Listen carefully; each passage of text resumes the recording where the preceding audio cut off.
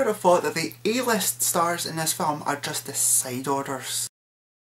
Yep, you heard me right. The big main course in this whole film, it's actually the UFC star Gina Carano, and she literally is amazing in this film.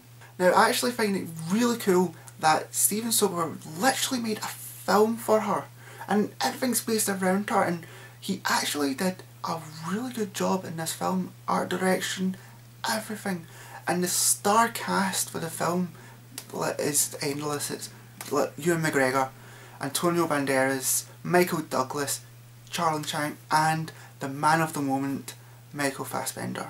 Now, the story is actually a very simple plot.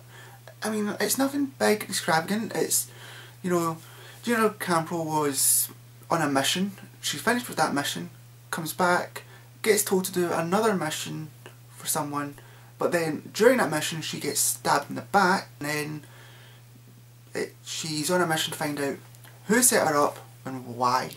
Now the good points. Now, the first thing is, this is kind of like her first really leading role, and I actually think she did a really good job. So I think her voice is dubbed slightly, because you hear in interviews and everything, her voice is dubbed, but then you got to remember Arnold Schwarzenegger was dubbed at one of his films, and look how big of a star he came to be. He actually became the fucking governor, for Christ's sakes. I mean, how big can you get from that? Now, the second good point, or shall I say the greatest point in this film, is how realistic it is. None of this extensive use of explosions, guns, or just having a bit of eye candy for the sake of it. This film really shows how good you can use by just using simple stuff, like simple camera movements, and when the fight scenes come into play, they don't play music through it.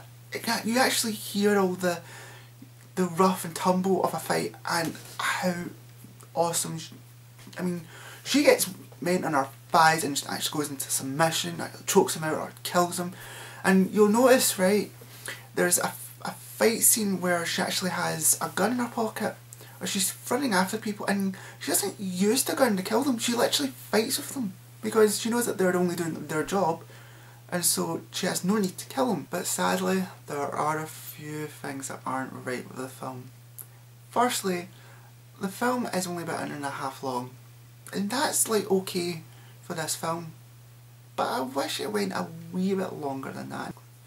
And my second bad thing about this film is it really drags in. I mean, incredibly, it drags in so much. It is unreal. And I had to check, I checked my phone maybe twice or 3 times during this film, and I couldn't believe how much it drags in. Now for the rating. I give this film a good rating. It's not a must-see, but I advise people to go and see it before it's not in cinemas anymore, and you will probably enjoy it. Others might not enjoy it as much. It's not a date movie, but it's kind of a film you go and see with your lads or your friends.